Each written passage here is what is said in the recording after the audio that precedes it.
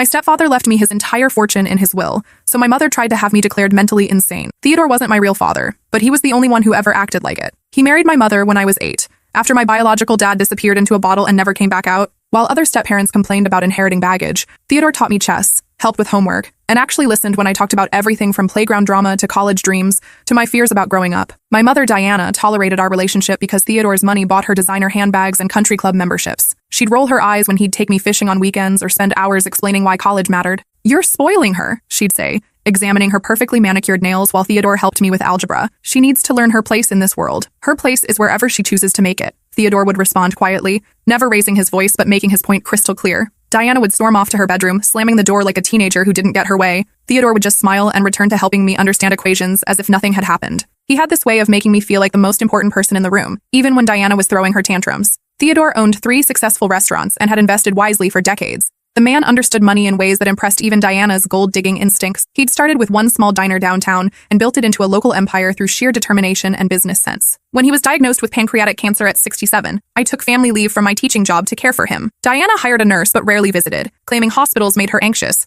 and the smell of disinfectant gave her migraines. Really, she was too busy redecorating the house with money from his medical insurance and planning her post-Theodore life. I'd catch her on phone calls with interior designers discussing timeline updates for when the house would be fully mine again. "We need to have everything ready within 6 months," I heard her tell one contractor. "The current situation is temporary." She talked about Theodore's illness like it was an inconvenience rather than a tragedy. I'd sit with him during chemotherapy sessions, holding his hand while poison dripped into his veins, and Diana would be at home picking out new curtains. During his final weeks, Theodore held my hand with fingers that had grown thin and cold, whispering, "You're the daughter I never had. Everything I built should go to someone who understands its true value." I thought he meant emotionally. I had no idea he meant literally every single penny. The morning after his funeral, his lawyer called requesting a private meeting. Diana assumed it was about funeral arrangements and paperwork, so she let me go alone, probably expecting I'd just be signing documents to transfer everything to her name. "Just handle whatever needs handling," she said, waving me away while she sorted through sympathy flowers. "I'm too grief-stricken to deal with legal matters right now." She wasn't too grief-stricken to plan a complete home renovation, but paperwork was apparently beyond her emotional capacity. What I discovered in Whitman's office changed everything forever. Theodore had left me his entire estate, worth $2.3 million. The restaurants, the investment accounts, the lake house, even his prized classic car collection that he'd spent 20 years assembling. Diana received a monthly allowance of $3,000, enough to maintain her current lifestyle, but nowhere near enough to control the fortune. I stared at the documents, my hands trembling uncontrollably. This can't be right. There has to be some mistake. The lawyer, an elderly man named Whitman who'd known Theodore for 30 years, smiled sadly. He spent months planning this, going over every detail with me. He knew exactly what would happen when Diana found out. But why didn't he tell me? Why keep it secret? He said you'd try to refuse it. He wanted to make sure Diana couldn't manipulate you into signing it away before you had time to understand what it really meant. Whitman pulled out another document, sealed in Theodore's handwriting. "He also left you this letter." I opened it with trembling fingers. Theodore's familiar handwriting filled 3 pages. "Quinn, if you're reading this, I'm gone, and you're probably confused and overwhelmed. You've been more of a daughter to me than Diana ever was a wife. She married me for money and security, but you loved me for who I was. That's worth more than all the investments combined. I know Diana will fight this. I know she'll try to convince you that you don't deserve it, that you're too young, that you manipulated me. None of that is true. You've earned this through 10 years of kindness, genuine care, and being the family I never had. Don't let her take this from you. You've watched me build these businesses, you understand their value beyond money. Diana sees dollar signs, but you see the employees who depend on these jobs, the customers who've become family, the legacy that matters. Trust Whitman. Trust yourself. And remember, you're braver than you know. I've seen you stand up to Diana when she was wrong, even as a child. That courage will serve you well now. Use this money to build something meaningful. Help people the way you've always helped me. And know that wherever I am, I'm proud of the woman you've become. Love always, Dad." I started crying right there in the lawyer's office, clutching the letter like a lifeline. When I got home 3 hours later, Diana was waiting with champagne and her best fake smile, the one she used when she wanted something expensive. She'd changed into her best dress and done her makeup, like we were celebrating. "So, how much did we inherit?" she asked, practically bouncing with excitement. "I've already called the contractor about expanding the kitchen and adding that sunroom we discussed. Oh, and I found the most beautiful cruise package. 3 weeks in the Mediterranean. We deserve a vacation after everything we've been through." She'd been planning to spend Theodore's money before his body was even cold. I took a deep breath, still clutching Theodore's letter in my pocket. "Actually, he left everything to me. You get a monthly allowance." The champagne glass shattered against the kitchen wall. Crystal exploded everywhere, sparkling like deadly confetti, and Diana's carefully constructed mask completely dropped. "That's impossible," she screamed, her voice echoing through the house. "I'm his wife. I lived with that man for 15 years. You're just some random kid he felt sorry for." The screaming started immediately and didn't stop for hours. How dare a 24-year-old control family money? I was too young, too naive, too ungrateful. This had to be a mistake. Theodore must have been confused by medication when he signed those papers. "We'll contest this," she hissed, her perfectly manicured nails digging into her palms hard enough to draw blood. "No court will let a child inherit millions. I'll prove you manipulated him while he was dying." For 3 days, she called lawyers, her voice getting more desperate with each conversation. I could hear her through the walls, pacing and ranting about ungrateful stepdaughters and senile old men. Most lawyers told her the will was airtight. Theodore had been mentally evaluated and declared competent just weeks before his death. "But she's just a teacher," Diana would scream into the phone. "I'm his wife. I gave him the best years of my life. I deserve that money." Each lawyer gave her the same response. The will was legal, properly witnessed, and Theodore had been of sound mind. Diana grew more frantic with each rejection. The house became a war zone. Diana would slam doors, throw things, and mutter about ungrateful children. She started drinking heavily, polishing off a bottle of wine each night while plotting her next move. "You think you're so smart," she'd slur at me over dinner, "but you're just a naive little girl. I know things about Theodore you could never understand. I know how to get what's mine." But then she found one lawyer who offered a different approach. Dr. Morrison arrived the following Tuesday with a briefcase and a smile that made my skin crawl. Diana introduced him as a psychiatrist specializing in competency evaluations, but something about his oily manner set off every alarm bell in my head. "I understand you've been under tremendous stress," he said, settling into Theodore's favorite chair like he belonged there. His voice was smooth and clinical, but his eyes were calculating. Losing a parent figure, suddenly inheriting massive wealth, that can trigger underlying mental health issues in young people. My stomach dropped. What kind of issues? Delusions of grandeur, paranoid thinking, inability to make rational financial decisions. His pen was already moving across his notepad before I'd even answered a single question. "Your mother is concerned about your recent behavior." Diana jumped in immediately, like she'd been rehearsing this performance for days. "She's been talking to Theodore's spirit, claims he's giving her investment advice from beyond the grave. Yesterday I found her in his study, arguing with empty air about restaurant renovations." I felt the blood drain from my face. 2 days earlier, I'd been talking through business decisions out loud, a habit Theodore had taught me during our chess games. "Think through problems verbally," he'd always said. "Hear how your reasoning sounds. If it sounds stupid when you say it out loud, it probably is." I'd been in his study going through financial reports and literally asking out loud, "Theodore, what would you do about the Highland Street location?" It was my way of processing grief and responsibility, not a conversation with ghosts. "That's not what," I started. "She's also been hoarding money," Diana continued, cutting me off with practiced ease. "Refuses to buy groceries, won't pay utilities, says the money isn't real yet, that she needs to wait for Theodore to tell her how to spend it." This was a complete lie. I'd been waiting for the estate to clear probate before making any major expenditures, exactly like Whitman had advised. I'd been buying groceries and paying bills with my teacher's salary, just like always. But twisted through Diana's lens, fiscal responsibility became evidence of mental illness. Dr. Morrison scribbled furiously. "Have you experienced any auditory hallucinations? Voices telling you what to do with the inheritance?" "No," I said firmly, but he was already writing something down.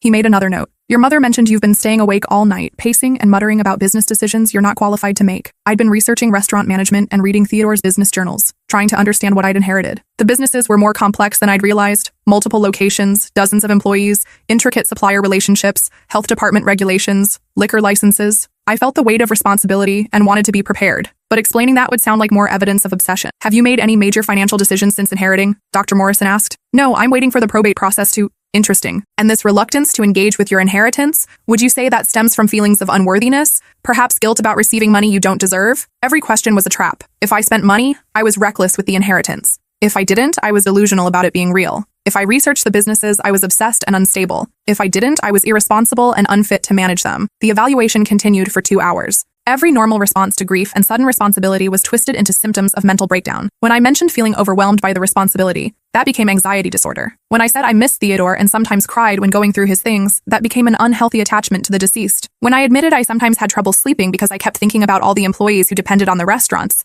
that became evidence of severe depression affecting my judgment. "Have you noticed any changes in your appetite?" Dr. Morrison asked. "I haven't been eating much since Theodore died," I admitted. "Significant weight loss can indicate severe depression," he noted. "And your mother mentioned you've been wearing the same clothes for days at a time," because I'd been wearing Theodore's old sweaters when I felt sad. They smelled like his cologne and made me feel closer to him. But in Dr. Morrison's notes, grief became poor hygiene and deteriorating self-care. "Do you believe Theodore is still communicating with you?" he asked. "No, of course not. But you talk to him. I think out loud sometimes. It's not..." "And you believe he left you this inheritance as a sign of special favor?" "He left me a letter explaining..." Yes, the letter. Can you show me this letter?" I hesitated. Theodore's letter was private, full of personal memories and emotions. "It's personal." Dr. Morrison made another note. "Patient refuses to share alleged communication from deceased stepfather. Possible delusion of special relationship." I wanted to scream. Everything I said was being twisted to fit their narrative. "I'm recommending a 72-hour psychiatric hold," Dr. Morrison announced, closing his notebook with a satisfied snap. "For your own safety and the protection of the estate from impulsive decisions." Diana's relief was visible. She actually smiled for the first time since the funeral, her whole body language changing from concerned mother to victorious predator. I knew exactly what this meant. Once I was declared incompetent, she could petition for conservatorship, All of Theodore's careful planning would be worthless, and Diana would get exactly what she'd always wanted. When does this happen? Diana asked, barely containing her excitement. I'll have the paperwork filed this afternoon. The ambulance should arrive tomorrow around noon. They were discussing my forced commitment like they were planning a dinner party. Will she be able to contest this? Diana asked. Once someone's been committed, their legal standing becomes very complicated, Dr. Morrison explained, especially in cases involving large inheritances. The court will want to protect the assets. And how long would she be held? That depends on her response to treatment. Some patients require extended care. They were planning to lock me away indefinitely. That night, I called Whitman from my bedroom, speaking in whispers while Diana celebrated downstairs with a bottle of Theodore's expensive wine she'd never been allowed to touch while he was alive. They're trying to have me committed, I explained. Can they really take the inheritance? His voice was grim. If a court declares you mentally incompetent, absolutely. Your mother would likely be appointed conservator, giving her full control of Theodore's assets. But I'm not crazy. I'm just trying to understand what he left me. Proving that might be harder than you think. Dr. Morrison has a reputation for flexible diagnoses, especially when there's money involved. He's done this before. My blood ran cold. What do you mean? I did some research after our meeting today. Dr. Morrison has been involved in at least 6 inheritance disputes in the past 5 years. Pattern's always the same. Wealthy elderly person dies. Family member contests the will. Suddenly the inheritor needs psychiatric evaluation. His success rate for finding people incompetent is remarkably high. That's illegal, isn't it? Proving it is the problem. He's very careful about how he documents things, and once someone's been committed, their credibility is shot. Who's going to believe the word of someone who's been declared mentally unstable? I hung up and stared at the ceiling, listening to Diana's laughter echoing from downstairs. She was probably already planning how to spend my inheritance.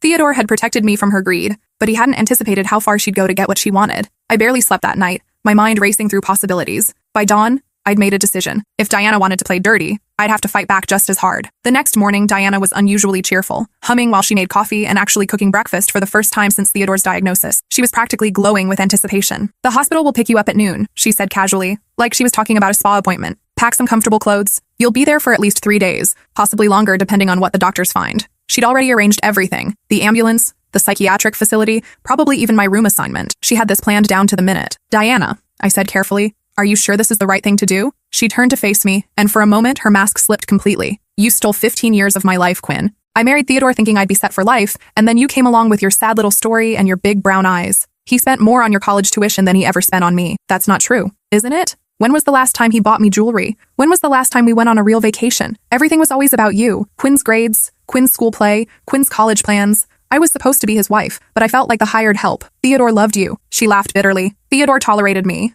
but he loved you. And now I'm supposed to watch you get everything while I get an allowance like some kind of child? I don't think so. Something in me snapped. I wasn't going down without a fight. I called in sick to work and spent the morning gathering evidence. I recorded Diana on my phone as she practiced what she'd tell the doctors, how I'd been getting worse since the inheritance, how I'd always been unstable, how Theodore had been too kind to see my problems. The girl's been weird since childhood, I heard her say into her phone, probably talking to Dr. Morrison. Always too attached to Theodore, always jealous of our relationship. She probably manipulated him while he was weak from chemo, filled his head with lies about me. The hypocrisy was staggering. She was accusing me of the exact manipulation she was attempting. At 11:30 a.m., I was hiding in Theodore's study when I heard voices downstairs. Diana was letting someone in, probably the ambulance crew coming early to make sure I couldn't escape. She's been having episodes, I heard her tell them, her voice dripping with fake concern, talking to herself, making irrational financial decisions. We're worried she might hurt herself or others. She's been so unstable since her stepfather died. While they searched the house, calling my name and checking every room, I slipped out the back door with my laptop and Theodore's business files. I'd remembered something important. Theodore's lake house had security cameras he'd installed after a break-in 3 years ago. I drove the 40 minutes to the lake, my hands shaking so badly I had to pull over twice to collect myself. If the cameras were still recording, they might have captured my conversations with Theodore during his final visits when he was still mobile enough to travel. Proof that I wasn't hallucinating or delusional, just a stepdaughter trying to understand her inheritance. The lake house was exactly as Theodore had left it. His coffee mug still sat on the kitchen counter, ring-stained from his last visit. His reading glasses were folded on the table next to his favorite mystery novel, bookmarks still marking his place. The security system panel blinked steadily in the corner, a small red light indicating active recording. The system was more sophisticated than I'd expected. Theodore had cameras in every room, motion sensors on all the doors and windows, even audio recording throughout the house. The man had been thorough about protecting his investments, but he'd also been thorough about protecting himself. I spent hours learning the interface, scrolling through weeks of footage. Most of it was empty rooms, and the occasional deer wandering past the windows. But then I started finding conversations, and what I discovered made my hands shake with rage. The cameras had recorded everything. Diana's phone calls about contesting the will, captured when she thought she was alone in the house. Her conversations with Dr. Morrison, planning my evaluation in explicit detail. Most damning of all, a recording of her practicing symptoms she'd claim I exhibited, complete with a handwritten script about my supposed mental breakdown. She talks to herself constantly, Diana rehearsed in front of the living room mirror, reading from notes she'd written, muttering about Theodore giving her business advice from beyond the grave. Sometimes she laughs at nothing or cries for no reason. Yesterday, I found her staring at the wall for 2 hours, completely unresponsive when I called her name. None of it was true. The wall-staring incident was me reading financial reports Theodore had pinned to his office bulletin board. The crying was normal grief over losing the only father figure I'd ever known. The laughing at nothing was me finding a funny note Theodore had left in his business files, a joke about difficult customers. But she'd created an entire narrative of mental illness, complete with specific examples and medical-sounding language. I kept digging through the files, and what I found next made my hands shake with a mixture of rage and vindication. Theodore had been documenting Diana's behavior for months, her financial demands, her threats about the inheritance, even her attempts to pressure him into changing the will. The cameras had captured everything, creating a complete record of her true motivations. "I don't care if you think she deserves it," Diana's voice echoed from the speakers, recorded just 2 weeks before Theodore's death. "Quinn is not your daughter. I am your wife. That money should come to me." Theodore's response was quiet but firm. "Quinn has been more family to me in 10 years than you've been in 15, Diana. She's earned this." "Earned it how? By manipulating a sick old man? By playing the devoted daughter when she just wants your money? The only person in this house who's ever wanted my money is you." I found dozens of recordings like this. Diana threatening to leave if Theodore didn't change the will. Diana suggesting that I was just waiting for him to die. Diana claiming that a young person couldn't handle that kind of responsibility and would probably gamble it all away. "She'll waste everything you've built," Diana argued in one particularly heated exchange. "She's too young to understand the value of money. She'll probably give it all to charity or something equally stupid." "God, I hope so," Theodore had replied. "Better that than watching you spend it on jewelry and vacations." The recordings painted a picture of a woman consumed by greed, willing to say anything to get her hands on Theodore's fortune. But they also showed Theodore's wisdom. He'd seen through her completely. In one conversation recorded just 3 weeks before his death, Diana had gotten particularly vicious. "You're making a mistake, Theodore. Quinn doesn't really love you. She's just being nice because she knows you're dying and she wants your money." "Even if that were true," Theodore had replied calmly, "at least she's been nice about it. You've been demanding and entitled from day one. I'm your wife, in name only. When was the last time you asked how I was feeling? When was the last time you sat with me during chemo? Quinn has been here every step of the way. You've been shopping." But the real treasure was buried deeper in the files. In his final week, when he was barely strong enough to leave his bed, Theodore had made one last recording, addressed directly to me. "Quinn, if you're watching this, it means Diana's trying to steal what I left you. I started recording everything after she first threatened to contest the will 3 months ago. I knew she wouldn't accept my decision, and I wanted you to have proof of her real motivations. She's going to claim you're unstable, that you manipulated me, that you don't deserve this inheritance. None of that is true. You've been the light of my life for 10 years, and you've earned every penny through kindness, intelligence,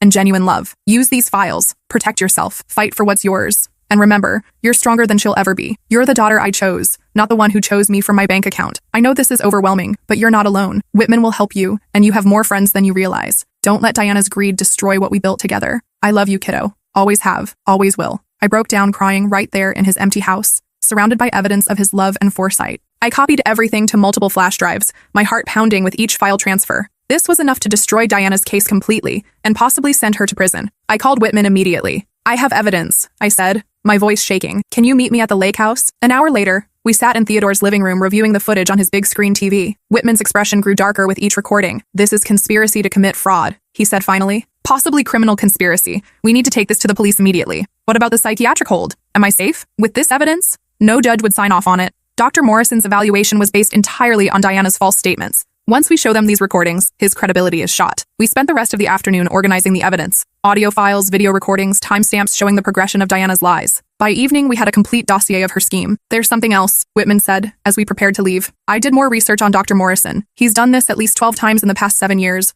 always targeting inheritance cases. We might be looking at a much bigger scandal." The next morning, Detective Hayes met us at the police station. We played the recordings, starting with Diana's conversations with Dr. Morrison and building to the damning evidence of her rehearsing fake symptoms. "This is enough for arrest warrants," Detective Hayes said. "Conspiracy to defraud, attempted theft through false pretenses, filing false medical reports. Dr. Morrison's in serious trouble too. How do we know they won't just disappear?" I asked. "Dr. Morrison has a competency hearing scheduled for this afternoon. He thinks he's going to declare you mentally incompetent. Instead, he's going to be arrested." Dr. Morrison was arrested as he arrived for what he thought would be my competency hearing. He was carrying a pre-written evaluation declaring me mentally incompetent, dated from before we'd even met. "Dr. Morrison," Detective Hayes said as he handcuffed the psychiatrist in the courthouse parking lot, "you're under arrest for conspiracy to commit fraud, filing false medical evaluations, and practicing medicine under fraudulent pretenses." Diana was taken into custody an hour later, screaming about ungrateful children and family loyalty as they handcuffed her in our kitchen. "This is insane!" she shrieked, her carefully applied makeup running with tears of rage. "She's the crazy one. She talks to dead people. She's not capable of handling millions of dollars." "Ma'am,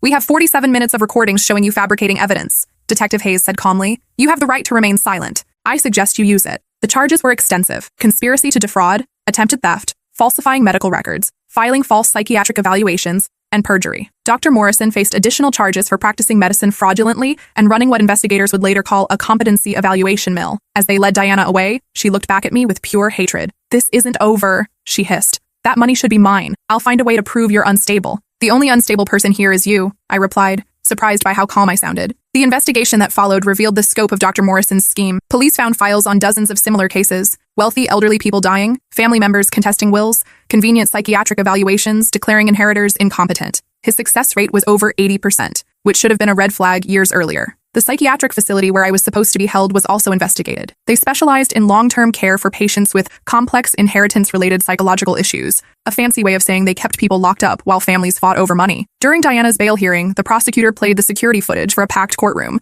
Watching Diana practice her fake concerns about my mental health while the real audio played was devastating. The judge's face grew stonier with each lie. "Your Honor," Diana's court-appointed lawyer argued weakly, "my client was simply concerned about her daughter's mental health during a difficult time." The prosecutor stood up with a thick folder. "Your Honor, we have 47 minutes of audio recordings showing the defendant coaching Dr. Morrison on what diagnosis to reach, practicing false statements about the alleged victim's behavior, and explicitly stating her intention to gain control of a $2.3 million inheritance through fraud." He played one particularly damning recording. "Once she's declared incompetent, I can have her committed indefinitely. By the time anyone believes her, I'll have control of everything. Theodore was a fool to leave money to a child." The judge reviewed the evidence for 15 minutes before speaking. "This court finds clear intent to defraud through manufactured psychiatric evaluations and perjury. The defendant showed no genuine concern for her stepdaughter's welfare, only for financial gain. Given the premeditated nature of this scheme and the defendant's stated intention to continue pursuing the victim's assets, bail is set at $500,000. Diana couldn't make bail. Neither could Dr. Morrison. While they sat in jail awaiting trial, I learned more about their scheme. Dr. Morrison had charged Diana $15,000 upfront for the evaluation, with another $35,000 due once I was declared incompetent. He had a whole network of lawyers who referred cases to him in exchange for kickbacks. The psychiatric facility had a sliding fee scale based on the size of the inheritance they were protecting. For estates over $2 million, they charged $800 per day, with most patients staying an average of 6 months while legal proceedings dragged on. If I hadn't found Theodore's recordings, I would have disappeared into their system. By the time anyone believed me, Diana would have control of everything Theodore had built, and I'd be trapped in a psychiatric facility with a manufactured diagnosis on my permanent record. 3 months later, they both pled guilty to avoid longer sentences. Diana received 2 years in prison and was ordered to pay restitution for legal fees, emotional damages, and the cost of the investigation. Dr. Morrison lost his medical license permanently and got 5 years for running what prosecutors called a competency evaluation mill. During Diana's sentencing hearing, she finally showed her true colors completely. "Your Honor, I was married to Theodore for 15 years, she said, standing at the defendant's table in an orange jumpsuit. "I sacrificed the best years of my life for that man. Quinn is just some random kid who manipulated her way into his fortune. This whole case is about a greedy girl who couldn't wait for her stepfather to die." The judge cut her off. "Mrs. Brennan, we have recordings of you stating explicitly that you married Theodore for his money, that you never loved him, and that you viewed Quinn as an obstacle to your inheritance. Your own words contradict everything you just said. Those recordings were taken illegally. I had a reasonable expectation of privacy. They were taken by your late husband, in his own home, to document your threatening behavior toward both him and his stepdaughter. They're perfectly admissible." The judge continued. "Furthermore, this court finds your lack of remorse disturbing. You attempted to have an innocent young woman committed to a psychiatric facility based on fabricated evidence, purely for financial gain. Your actions represent a profound betrayal of family trust and a callous disregard for human welfare." Diana was led away in handcuffs, still screaming about injustice and ungrateful children. The aftermath was both satisfying and overwhelming. I used part of Theodore's inheritance to start a scholarship fund for children of single parents, something he'd always talked about doing but never had time to implement. The restaurants thrived under professional management that I hired after spending 6 months learning the business from the ground up. I also hired a private investigator to find other victims of Dr. Morrison's scheme. We found 7 families who had been targeted, most too traumatized or embarrassed to come forward. Our case gave them courage to seek justice. The first family we helped was the Jennings. Their 19-year-old son had inherited his grandmother's farm, and his stepfather had tried the same psychiatric evaluation scheme. The stepfather was arrested within weeks of our evidence coming to light. The second case involved a young woman whose aunt had left her a successful bakery. Her cousins had hired Dr. Morrison to have her declared incompetent. That case resulted in 3 more arrests and another $200,000 in damages. The third case was the most heartbreaking. A 22-year-old named Vincent had been held in the same psychiatric facility where I was supposed to go. His mother had remarried a wealthy man who died suddenly, leaving everything to Vincent. His stepfather had him committed and spent 2 years draining the inheritance while Vincent was locked away. When we finally got Vincent released, he'd lost everything. But our lawsuit against the facility and Dr. Morrison's network resulted in a $1.2 million settlement that gave him a fresh start. Theodore had saved more than just my inheritance. His recordings helped expose an entire network of predators who targeted grieving families at their most vulnerable moments. One of the most satisfying moments came 6 months after Diana's sentencing. The local newspaper ran a feature story about Theodore's restaurants and how they'd become a model for ethical business practices. The reporter interviewed several longtime employees who talked about Theodore's kindness and how he'd treated them like family. He always said the business was about more than money, one manager told the reporter. He wanted to create something that would last, something that would take care of people. Quinn's carrying on that tradition perfectly. I framed that article and hung it in Theodore's study,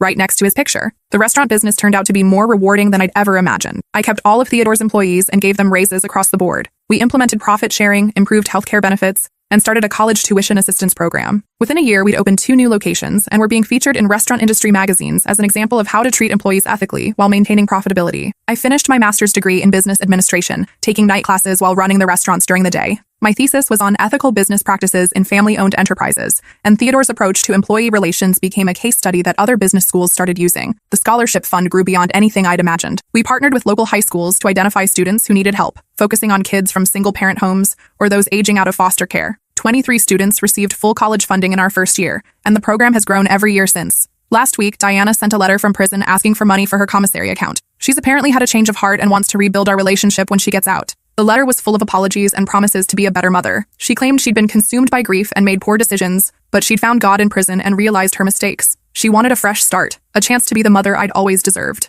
I sent back a photo of Theodore's grave, which I visit every Sunday with fresh flowers, and a copy of the Scholarship Fund's first annual report. At the bottom, I wrote, "Some things can't be inherited, like integrity and love, but some things can't be stolen either. Theodore's legacy lives on through kindness, not greed." The letter came back marked, "Refused by recipient." Sometimes when I'm at the lake house reviewing business reports, I still talk through decisions out loud, just like Theodore taught me during our chess games. The difference is, now I know someone might be recording, and I'm perfectly fine with that. The restaurants have expanded to 5 locations, and we're opening a 6th next year in Theodore's hometown. Every major decision gets run past a board of advisors Whitman helped me establish, but I've learned to trust my own judgment too. Diana gets out of prison in 18 months. I've already changed the locks on the house and hired a security company. Ironically, the same one Theodore used for his restaurants. Some lessons only need to be learned once. But if she tries anything again, she'll discover that Theodore taught me more than just business sense. He taught me to fight for what's right, to trust the right people, and to always, always keep records. The security cameras at the lake house are still running, upgraded now with cloud storage and motion detection. And I've added cameras to all the restaurant locations, not just for security, but because I learned from Theodore that the truth has a way of protecting itself when you document it properly. 6 months ago, I got a call from a young man named Anthony, whose grandfather had recently died and left him a small inheritance.